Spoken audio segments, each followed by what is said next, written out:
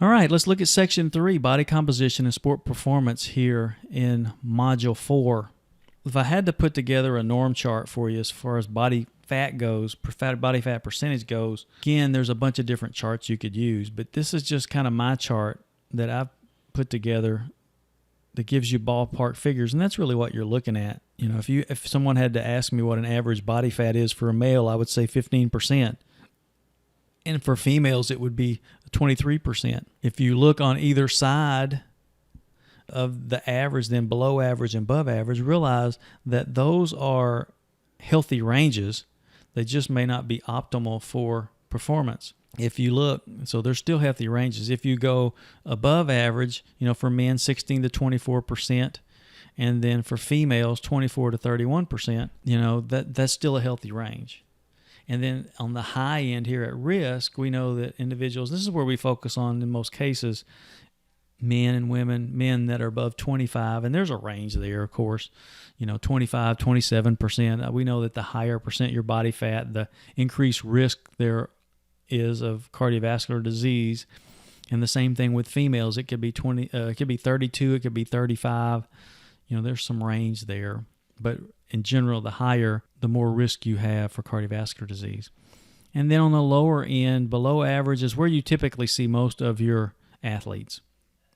They're typically going to be on the lower end, anywhere from 14 to 6% for males and 22 to 10%. And again, there's a little bit of overlap. But once you start getting below 5% for men and 9% for women, then that puts them at risk. And my question to you is, what do you think it puts them at risk for? Have you thought about that? Because most of the time we focus on people way down on the high, at risk on the high end. Well, at risk on the low end is, obviously eating disorders. And then if they've got some type of eating disorder, that can lead to all kinds of nutritional deficiencies. And, if they're not getting enough fat in their diet, we need ample amounts of fat for a variety of cellular processes. There's a lot of reasons why you want to make sure that your athletes are not too low, that their body fat is not too low. And let me give you another example of how you can use these norm charts. I had a female come into the lab one day, and I didn't even have to measure her body fat. I could just tell from looking at her that she had an eating disorder. And so she wanted me to measure her body fat. And instead of just jumping right in and saying, look, I can tell you got a problem and we need to do something about it, you just can't take that type of approach, right? As healthcare professionals, you should know this. But my approach was, okay, let me measure your body fat. So I did. And sure enough, it was about 7%, extremely low. The thing about this is it allowed me to bridge the gap and have a discussion with her about health and her low percent body fat. I was able to tell her that, hey, I'm really concerned about these numbers. And so it became about the numbers, which translated into, hey, I'm concerned about your health. Let me give you some guidance, or let me help you find someone that you can talk to about this. Get you to someone who can help you in this area. So it can be a way to transition and bridge the gap, take a different approach. So you're coming at it from hey, let me help you, instead of oftentimes health professionals, we have a tendency to point fingers and say, hey, you need to do this, this, and this, instead of saying, hey, I'm really concerned about you. This number worries me. What can we do about it? So being on their team, if you will. If I had to put together a chart for body fat, and I think I got this from an exercise physiology textbook, body composition and percent fat varies between gender and sport. We always know that the males, if all things being equal, the males are going to have a lower body fat than the females. And females out there, take note of this, that you shouldn't be comparing your body fat percentage to the guys. Your females are supposed to have more body fat, in particular in the sex-specific sites. So, don't be concerned about that. Doesn't mean, though, that if you have super fit females, that they can't have a lower body fat than some average fit male, because they certainly can. Another thing to take into consideration is the time of year. When are you measuring that body fat? Is it in the off season? Is it in the in season? Are they right before? Are they trying to peak? Then that's when their body fat should be, optimal. And, maybe in the off season, it's okay to be a couple of percent fat, higher than what you normally would be. And then as you get closer to your competition, that's when you get serious and you buckle down with your diet and you get to your peak level. You really can't hold that peak for, an extended period of time. That's something to consider as well. But you look at these athletes, everything from volleyball players for men, 7 to 15%, to triathletes, to tennis players, they're just all really on the low end. Same thing with the females, 10 to 16% with looking at basketball players. And I don't know what levels these are. And I'm sure somewhere out there, if you're working specifically with athletes, there are other research articles or charts that you can go to that maybe even will give you these numbers by position, and that might be helpful for some of you. So there's a lot of reasons why athletes want to lose weight. I'm looking at this picture of this cyclist here, mountain biker climbing up the hill. Think about this. If I were to lose a couple of pounds at the same power, I'm going to actually be able to climb this hill more readily, more easily. And so athletes, especially cyclists, often talk about power to weight ratio. And in particular, cyclists with their power meters will talk about watts per kg. Watts just a measure of power. Watts, how much watts are you putting out per kilogram of body weight? And that's going to go up as your weight goes down. When you're looking at making weight, a lot of athletes like wrestlers are trying to maintain or lose weight to make this weight requirement. MMA fighters have to maintain, there's a certain weight class involved. So people are trying to achieve that desired weight goal. And in general, endurance athletes in particular, along with the increasing power to weight ratio, is reducing the weight that's carried over long distances. Think about this: if you're running a marathon or a 50-miler, it's going to take a lot more out of you if you're 10 pounds heavier, especially in the final miles. So there's a lot of reasons why athletes really want to buckle down and lose weight. Some can get extreme, but you definitely want to try to get to that optimal weight and optimal percent body fat for sure. If we had to look at some of the athletes that want to maximize fat-free mass, muscle mass, basically, if you want to think of it that way, any athlete involved in a strength and power sport. We talk about football players, we talk about baseball players. Now, we're not talking about becoming a bodybuilder here. We're just talking about becoming strong and powerful, so you can do explosive type movements and generate more power. Although there's skill-related components to it, all things equal, the more powerful athlete, you think about football players in the fourth quarter, are going to be able to push the other team around a little bit more. So those are the type of athletes. If you look at some athletes, like endurance athletes, they don't want to maximize fat-free mass. It actually could be detrimental. They don't want to gain muscle mass. Or sports where they're jumping, horizontal movement, where you're having to jump up. You don't see any really big and bulky pole vaulters. You don't really see a bunch of big and bulky marathoners.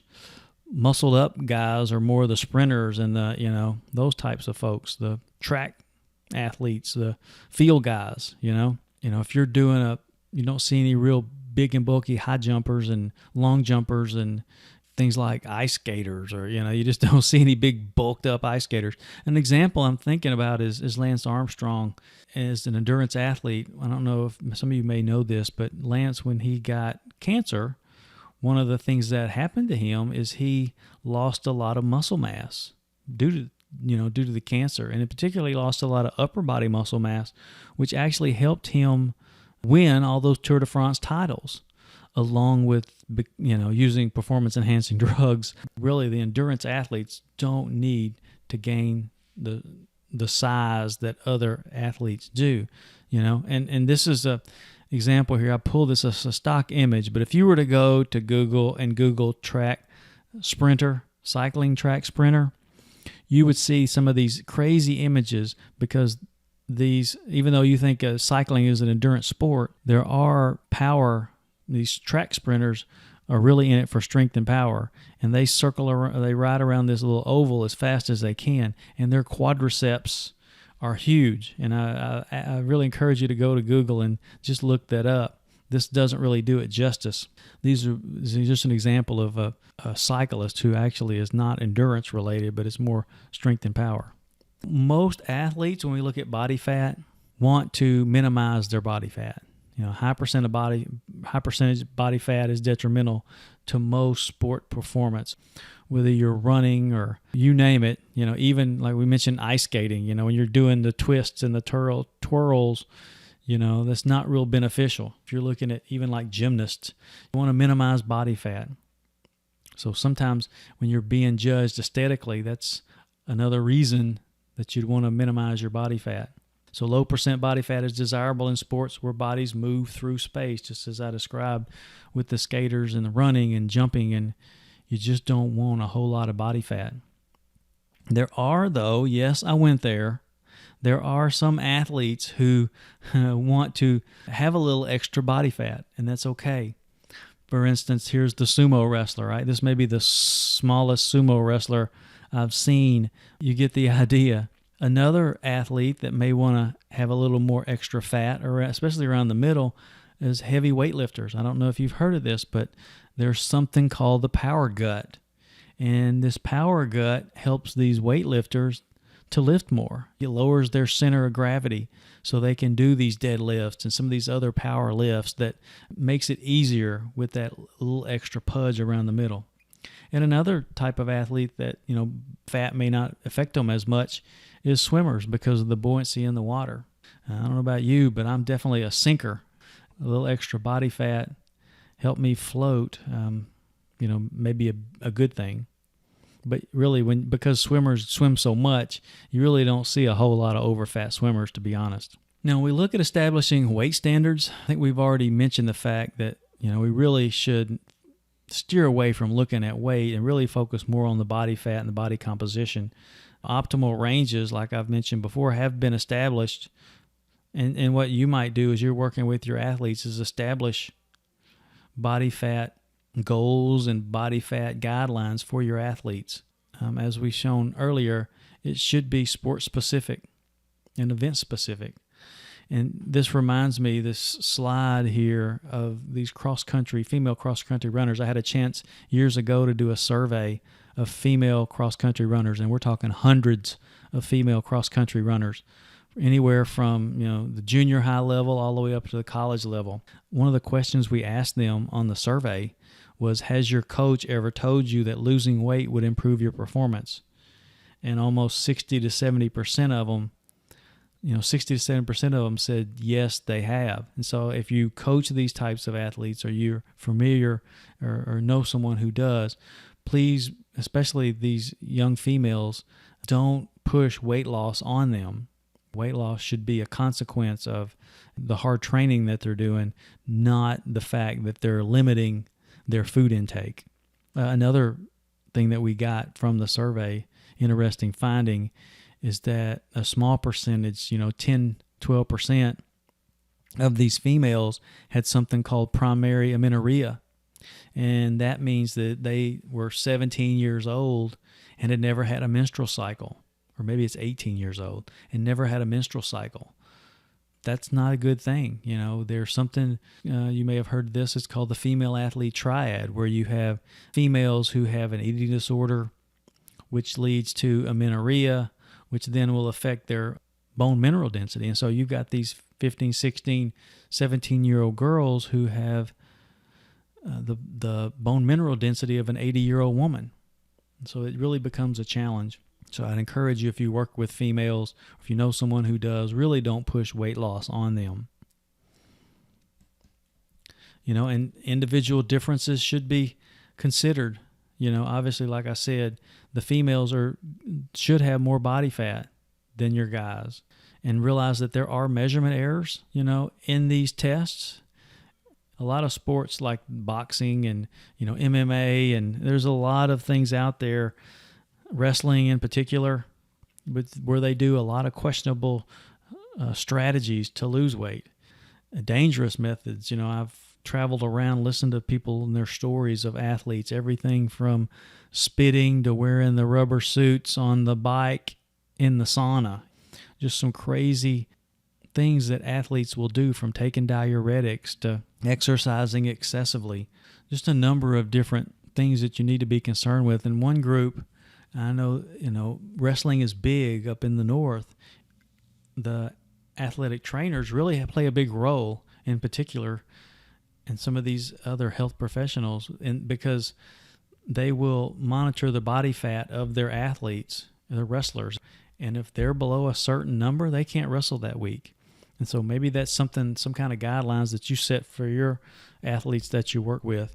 And if you're not necessarily something you want to do, if you're working with a client that's at the fitness center, you definitely want to be careful as you start promoting reduction in percent body fat. And you want to do it slowly.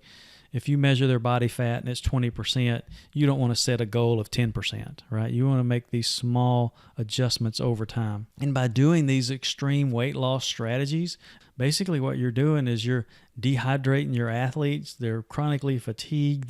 They have diminished performance, joint pain. And when you have this extreme weight loss with your athletes and clients, it's like they're overtrained, right? It's the same type of symptoms. So just be wary of that as you're working with your athletes. Make sure that you're closely monitoring their body fat percentage and their eating rituals, and their, maybe do some food logs on them. And I know it's hard sometimes because they won't tell you the truth, but you just need to keep working with them and gain that trust factor from them. So that wraps up this section 3. And in our next section, we'll look at weight management strategies for athletes and give you some specific guidelines.